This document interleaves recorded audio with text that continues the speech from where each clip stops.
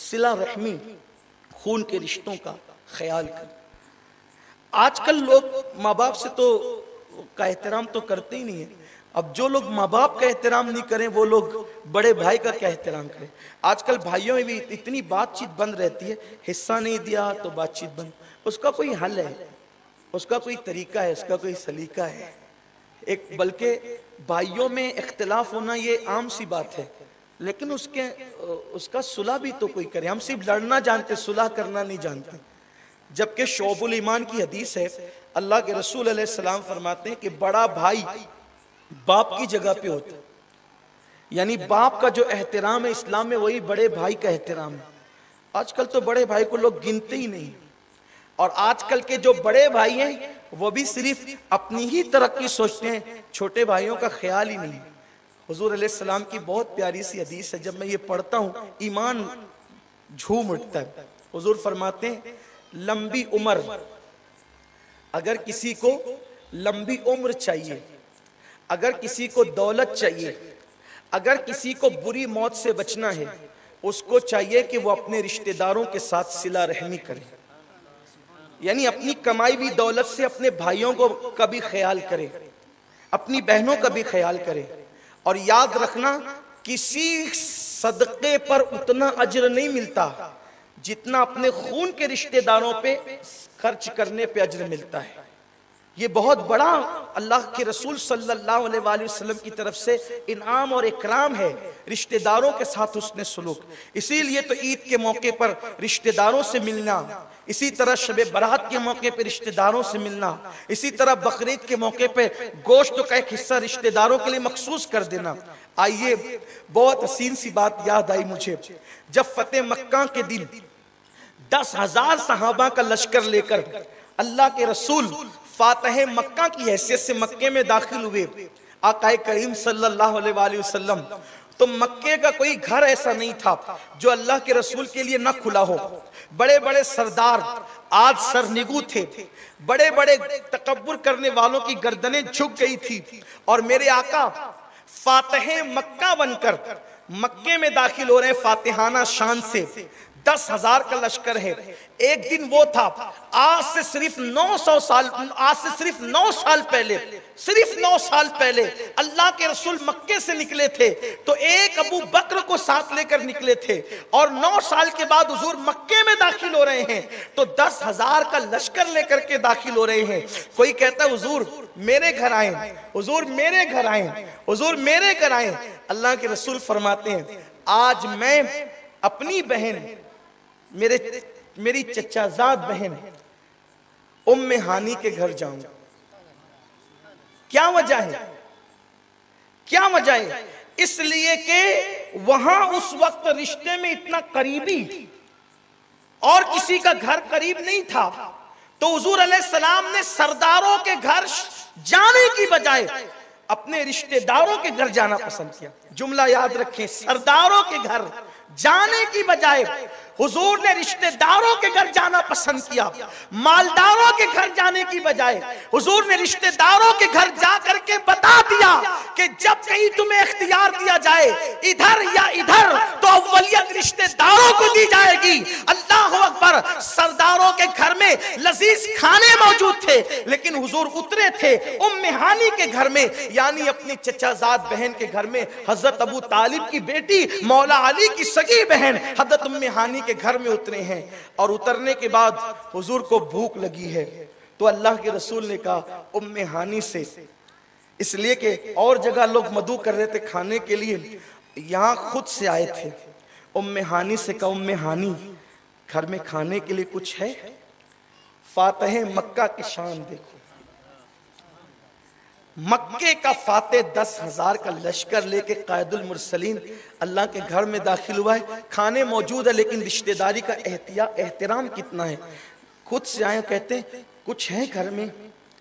बहन ने हुजूर का चेहरा देखा और कहती है मेरे माँ बाप आप पे कुर्बान, घर में कुछ नहीं है, कई दिनों की कुछ जौ की सूखी रोटियों के टुकड़े हैं, रोटियां भी नहीं है बल्कि रोटी के टुकड़े हैं, अगर कहें तो वही ला दूं। हुजूर तेरी आदत है सबका जी रखना, हाय हाय दिल रखना कोई इनसे सीखे। मुजद्दिद अल्फसानी शेख अहमद सरहिंदी फरमाते हैं, दिल दिल दिल अल्लाह के हमसाए हैं। हमसाए किसको कहते? पड़ोसियों को। मुजद्दिद अल्फसानी अपने मकतूबात की जिल्द सुवम में, दफ्तर सुवम में, जहां तक मुझे याद आता है, लिखते हैं कि दिल अल्लाह के हमसाए हैं, अल्लाह के पड़ोसी है। और फिर कहते हैं किसी का दिल मत दुखाना, इसलिए कि पड़ोसी नेक हो या गुनेगार हो, हिमायत तो पड़ोसी ही को करनी पड़ती है, पड़ोस की हिमायत। इसीलिए कहा मुजद्दिद साहब ने कि कुफ्र के बाद सबसे बड़ा गुनाह अगर इस्लाम में किसी को गिना जाता है तो दिल दुखाने को गिना। कुफ्र के बाद बड़ा गुनाह दिल दुखा।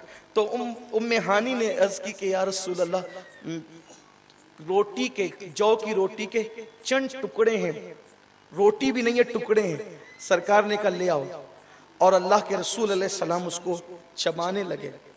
रावी बयान करते हैं हुजूर वो जौ के सूखे टुकड़े चबा रहे थे, वो टुकड़े इतने सख्त थे कई दिनों के कि हुजूर चबा रहे थे तो हुजूर के माथे पर पसीना आ रहा था, साहबा की आंखों में आंसू आ रहे थे।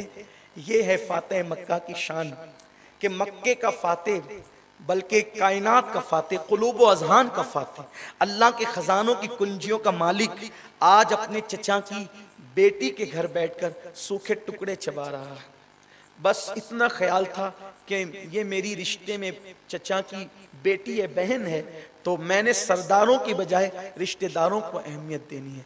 मेरे आका सल्लल्लाहु अलैहि वसल्लम के दीवानों, बड़ी माजरत के साथ हम मोहल्लों से गुजर जाते हैं, आखिरी में बात अर्ज कर रहा हूँ, बात खत्म कर रहा हूँ, मोहल्लों से गुजर जाते हैं, अगर गरीब रिश्तेदार बड़ा करीबी होता है तो भी हम उसकी तरफ नजर नहीं करते, कोई पहचान न लें कि फलां का भाई इतना गरीब है, फलां का चच्चा इतना गरीब है, फलां की फूफी इतनी गरीब है। क्या हमने माल को खुदा बना लिया है? क्या हमने माल को खुदा बना लिया है? मैं पूछता हूं, गुर्बत कोई ऐब तो नहीं है? कम से कम हमारा इतना तो ख्याल था, इतना तो हाल होना चाहिए था कि हम राह गुजरते वक्त अपने रिश्तेदारों की खैरियत ही ले लेते। बल्कि इस्लाम में हम नमाज की बात करते हैं, ये जो नमाज बाजमात का तसव्वुर है उसके बारे में हमारे बुजुर्गों ने कहा मोहल्ले की मस्जिद में 5 वक्ता नमाज पढ़ना अफजल है, और जो जामा मस्जिद, जुमा मस्जिद जिसको कहते हैं, यानी शहर में जहाँ जुमा होता था, अब तो अक्सर मस्जिदों में जुमा होता है, इसलिए जहाँ जहाँ जुमा होता है वह सब जुमा मस्जिदें, जामा मस्जिदें। पहले शहर में कोई एक ही होती थी बहुत बड़ी, जहाँ सब जाते थे, लेकिन अब हर मस्जिद जुमा मस्जिद है, इसलिए कि हर मस्जिद में जुमा होता है। और लेकिन इसका भी ख्याल करें आप कि मोहल्ले की मस्जिद हो तो इमाम आपके लिए वो होना चाहिए जो आपके नमाज लाने वाले नबी का वफादार हो।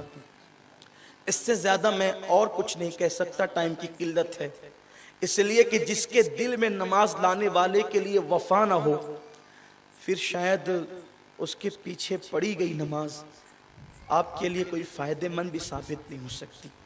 यहाँ मैं किसी मकतबे फिक्र की बात नहीं कर रहा हूँ, सिर्फ नबी से वफा की बात कर रहा हूँ, इसलिए कि हमारा मसलक ये है, नबी से जो हो बेगाना उसे दिल से जुदा कर दे, पिदर मादर बिरादर जान और माल उन पर फिदा कर दे।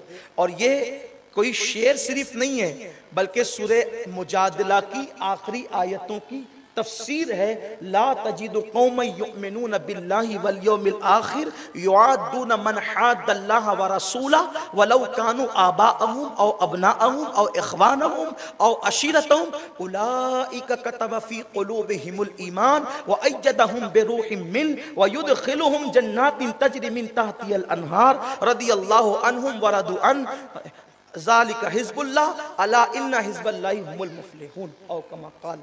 ये इसकी तफसीर है, पिदर मादर बिरादर जान और माल उन पर फिदा कर दे। हुजूर से वफा जरूरी है, हुजूर से वफा जरूरी है। तो जहां हुजूर से वफा है वहीं पर नमाजों का, वहीं पर नमाजें काम आने वाली है। तो अर्ज ये कर रहा था कि मोहल्ले की मस्जिद में 5 वक्ता पढ़ो अफजल है। फिर जुमा की नमाज जामा मस्जिद में, जहां जुमा होता हो, अब तो हर मस्जिद में हो रहा है, फिर ईदैन की नमाज ईदगाह में। क्यों? इसलिए कि अगर पंजवक्ता नमाज आप मोहल्ले की मस्जिद में पढ़ेंगे, हर इबादत छुपा के करना अफजल है। अफजलुल इबादत नमाज जैसी इबादत जमात से क्यों? अकेले पढ़े तो 1 दर्जा, जमात से पढ़े तो 27 दर्जा ज्यादा। जमात से पढ़े 27 दर्जा ज्यादा। औरतों की नमाज घर में है, मर्दों की नमाज मस्जिद में जमात के साथ। क्यों 27 दर्जा ज्यादा सवाब मिल रहा है? इसको भी छुपा दिया होता, लोग छुप छुप कर नमाज पढ़ते। मस्जिद में क्यों? फिर मोहल्ले की मस्जिद में क्यों? वजह यह है कि जब जमात के साथ पूरा मोहल्ला 5 वक्त मस्जिद में जमा होगा तो एक दूसरे से आमना सामना होगा, तो किसी का चेहरा उतरा हुआ होगा तो लोग देखकर पूछेंगे तेरा चेहरा क्यों उतरा हुआ है? बीमार है, परेशानी है, कोई तकलीफ है? मतलब जमात का मकसद क्या है? अरे कुदरत मोहताज नहीं है, आप जमात से पढ़े या ना पढ़े, कुदरत मोहताज नहीं है। कुदरत कहते फसम्मा वजुल्लाह, हर जगह उसके जलवे, रुख किधर भी करो वो बेनियाज है, लेकिन एक तरफ रुख करवाने की वजह में एक हिकमत है। कहीं भी पढ़ो जमीन पूरी मस्जिद बन गई है, जमात के साथ जमा करने में हिकमत है। और हिकमत क्या है? हिकमत यही है कि जब 5 वक्त एक दूसरे से मोहल्ले वालों से मुलाकात होगी, उसकी तकलीफ, उसका सुख, उसका दुख नजर आएगा। अगर वो मस्जिद में नहीं आएगा, मोहल्ले वाले सोचेंगे यार रोज आता था आज क्यों नहीं आया, तो लोग उसकी खबरगिरी करेंगे। जमात के मकासद में से एक मकसद ये भी था, लेकिन हैरत है बेमकसद जमात से नमाज पढ़ रहे हो। जिस मकसद के लिए जमा किया गया था वो मकसद तो तुमने फौत कर दिया। फिर जुमा के दिन जामा मस्जिद में क्यों पूरा शहर इकट्ठा हो? 5 वक्त तो मोहल्ले में इसलिए जमा हो रहे हैं कि मोहल्ले की खबरगिरी हो जाए। हफ्ते में पूरा शहर एक जगह हो रहा है, शहर वाला शहर वाले से एक दूसरे के हालात से वाकिफ हो जाए। फिर ईद की नमाज ईदगाह में क्यों? हिकमत एक ये भी थी कि अब सारे देहात के लोग जो आसपास के, क्योंकि देहात में तो ईद नहीं है, तो वो सब आएंगे तो एक दूसरे की खबरगिरी होगी कि हालात क्या है। लेकिन जो हिकमत के तहत जमात का निजाम था, फिर साल में एक मर्तबा हज का इज्तिमा के 5 वक्त मोहल्ले में जमा किया, हफ्ते में एक दिन शहर में जमा किया, फिर सारे देहात को और आसपास पड़ोस को ईदगाह में जमा किया, और साल में एक मर्तबा सबको अरफात में जमा किया। शर्क वाले, गर्ब वाले, शुमाल वाले, जुनूब वाले हज के बहाने एक साथ मिलेंगे तो पता चलेगा यमन वालों को कि सीरिया में क्या हो रहा है, सीरिया वालों को यमन में क्या हो रहा है, हिंद वालों को सिंध में क्या हो रहा है, सिंध वालों को हिंद में क्या हो रहा है। अफसोस जिस मकसद के लिए जमा किया था वो मकसद तो तुमने भुला दिया और तुम रस्म ही के पाबंद हो गए। मकसद तो इज्तिमाइयत थी, इत्तेहाद उम्मत था, वो सब खत्म हो गया। खुदा की कसम जिस मकसद के लिए मुस्तफा, इसके अलावा और भी हिकमत है, यही एक हिकमत नहीं है, जिस मकसद के लिए जमा किया था उस मकसद पे नजर रहती तो जो मुसलमानों के आज हालात है शायद ये हालात पैदा ना होते। अल्लाह सबको